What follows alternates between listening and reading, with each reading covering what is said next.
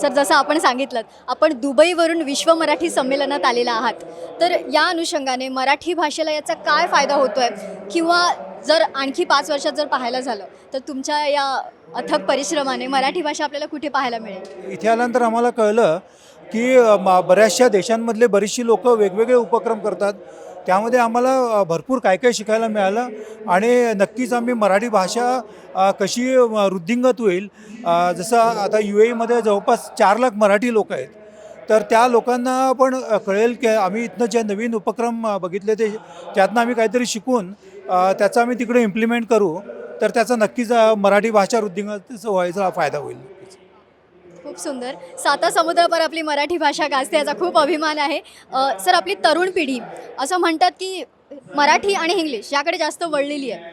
OTT म्हणा, social media म्हणा, या सगळ्यांमध्ये गुंतली आहे. तर अशांना मराठी भाषेत पुन्हा त्यांना गोडी लागावी यासाठी काय प्रयत्न करता येईल? तुमचं मत काय यावर? खरं सांगायचं तर दुबईमध्ये म्हणजे आणि UAEमध्ये तुम्ही म्हणजे बिलीव्ह नाही करणार, पण आमची सगळी जी मुलं आहेत ती मुलं मनाचे श्लोक म्हणतात, दासबोध अभ्यास वर्गाच्या कार्यक्रमांमध्ये येतात.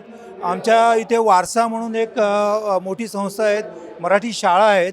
तर ती मुलं सगळे या याच्यामध्ये येतात. जरी आजची जी तरुण पिढी आहे ती व्हॉट्सअप आणि फेसबुक आणि या याच्यामध्ये आहेत, पण त्याचा एक वेगळा फायदा पण आम्हाला असं झालेला आहे की त्यामुळे आम्ही खूप ती मराठी भाषेचा प्रसार करू शकलो आहेत आणि आमच्या मुलांना फार त्याची आवड आहे.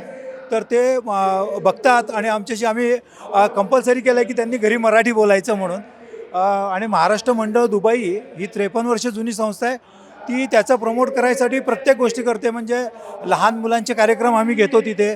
त्यांना आम्ही एकांकिका, नाटक स्पर्धा, भाषण स्पर्धा, वेगवेगळ्या वक्तृत्व स्पर्धा त्यांच्यामध्ये त्यांना आम्ही भाग घ्यायला सांगतो आणि त्यांचं आम्ही त्यांना पण याच्यामध्ये पुढे कसं ते येतील, त्यांच्या कलागुणांना कसा वाव मिळेल आणि at the same time Marathi भाषा कशी पुढे याचा मी प्रयत्न करतो.